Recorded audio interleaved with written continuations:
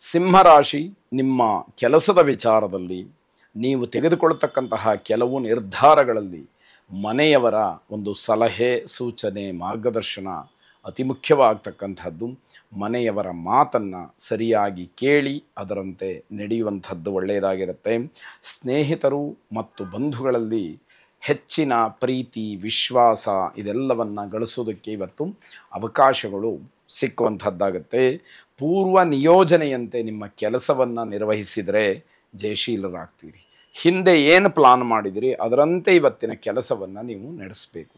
ಅದನ್ನು ಹೊರತಾಗಿ ಬದಲಾವಣೆಯನ್ನು ಮಾಡಿಕೊಂಡ್ರೆ ಜಯ ನಿಮ್ಮ ಪರವಾಗಿ ಇರುತ್ತೆ ಅಂತ ಹೇಳೋದು ಕಷ್ಟ ಸಾಧ್ಯವಾಗುತ್ತೆ. ಕೆಲಸದ ಮಧ್ಯೆ ಅನೇಕ ಪ್ರತಿಕೂಲಗಳಿದ್ದರೂ ಕೂಡ ನೀವು ಜಯಶೀಲರಾಗ್ತೀರಿ. ಇದನ್ನು ಗ್ರಹಗತಿ ಅಥವಾ ಗ್ರಹದ ಪ್ರಭಾವ ಅಂತ ಹೇಳಿ ಕರೆಯುವಂಥದ್ದಾಗತ್ತೆ. ಹೆಚ್ಚು ಖರ್ಚಿಗೆ ಅವಕಾಶ ಇರತಕ್ಕಂತಹ ದಿವಸ ಅದನ್ನು ಗಮನಿಸ್ಕೊಳ್ಬೇಕು. ಆದಷ್ಟು ಅಧಿಕವಾದಂತಹ ಖರ್ಚನ್ನು ಕಡಿಮೆ ಮಾಡ್ತಕ್ಕಂತಹ ಪ್ರಯತ್ನ ನಿಮ್ಮದಾಗಲಿ ಎನ್ನುವಂಥದ್ದು ವೈದ್ಯಕೀಯ ರಂಗದಲ್ಲಿ ಕೆಲಸ ಮಾಡ್ತಕ್ಕಂಥವ್ರಿಗೆ, ವೈದ್ಯಕೀಯ ವಿದ್ಯಾರ್ಥಿಗಳಿಗೆ, ಹಾಗೆ ವಿಶೇಷವಾಗಿ ಬೇರೆಯ ರೋಗಿಗಳ ಸೇವೆಯನ್ನು ಮಾಡ್ತಕ್ಕಂಥವ್ರಿಗೆ ಬಹಳ ಜಾಗ್ರತೆಯಿಂದ ಇರಬೇಕಾದಂತಹ ದಿವಸ ಇದು. ಏನು ಅಲ್ಲಿ ತಪ್ಪಾದರೂ ಕೂಡ, ಏನು ವ್ಯತ್ಯಯಗಳಾದರೂ ಕೂಡ ಆ ತಪ್ಪಿನ ಎಲ್ಲ ಜವಾಬ್ದಾರಿ ನಿಮ್ಮ ಮೇಲೆ ಬರುವಂಥದ್ದಾಗಬಹುದು. ಎಚ್ಚರಿಕೆಯನ್ನು ವಹಿಸಿ ಶ್ರೀಕೃಷ್ಣನನ್ನು ಪ್ರಾರ್ಥನೆ ಮಾಡಿ.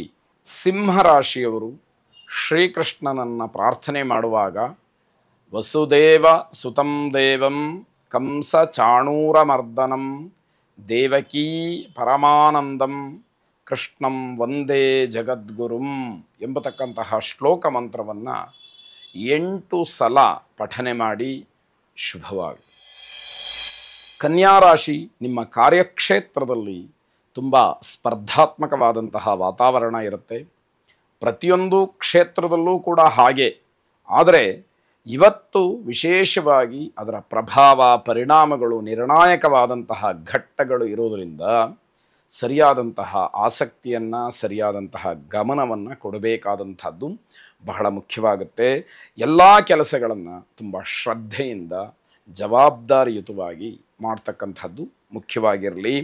ದಾಂಪತ್ಯದಲ್ಲಿ ಸ್ವಲ್ಪ ಮಟ್ಟಿನ ಸಾಮರಸ್ಯವನ್ನು ಕಾಣಲಿಕ್ಕೆ ಅವಕಾಶಗಳಿದೆ.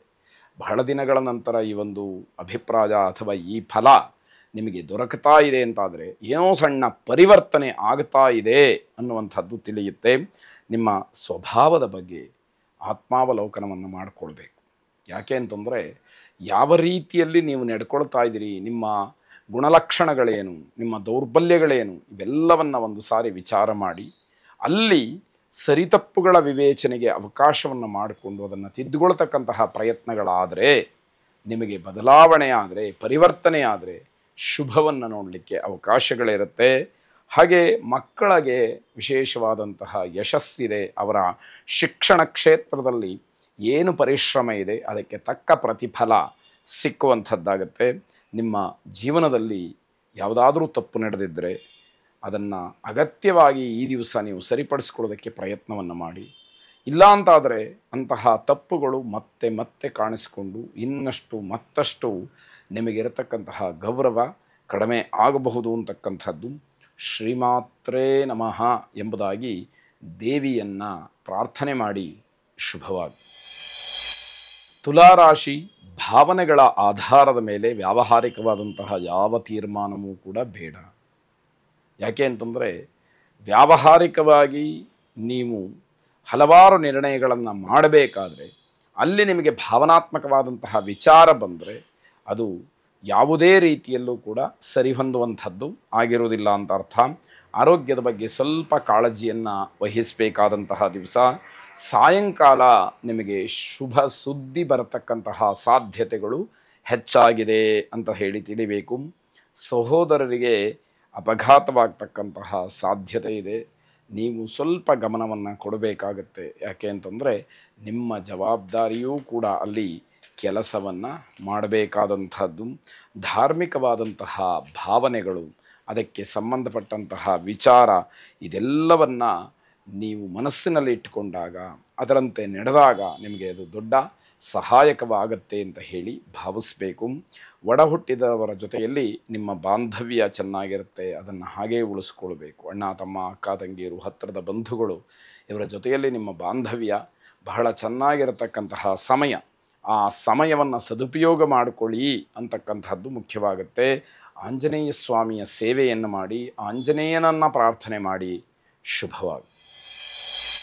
ವೃಶ್ಚಿಕ ರಾಶಿ, ಕೆಲಸದ ಒತ್ತಡದಿಂದ ಸ್ವಲ್ಪ ಮಟ್ಟಿಗೆ ದೇಹಾಲಸ್ಯ ಅಥವಾ ಆಯಾಸ ಆಗತಕ್ಕಂಥದ್ದಾಗುತ್ತೆ. ಅದು ಪ್ರತಿಯೊಬ್ಬರಿಗೂ ಸಹಜ ಸ್ವಭಾವವಾಗಿರ್ತಕ್ಕಂಥದ್ದು. ಉತ್ಸಾಹದ ಮುಂದೆ ಬೇರೆ ಯಾವುದೂ ಅಲ್ಲ ಅನ್ನುವಂಥದ್ದು ಗಮನದಲ್ಲಿರಲಿ. ನಿಮ್ಮ ಕೋಪ, ಒತ್ತಡ ಇತ್ಯಾದಿಗಳನ್ನು ಬೇರೆಯವರ ಮೇಲೆ ಹೇರುವಂಥದ್ದು ಖಂಡಿತವಾಗಿ ಬೇಡ.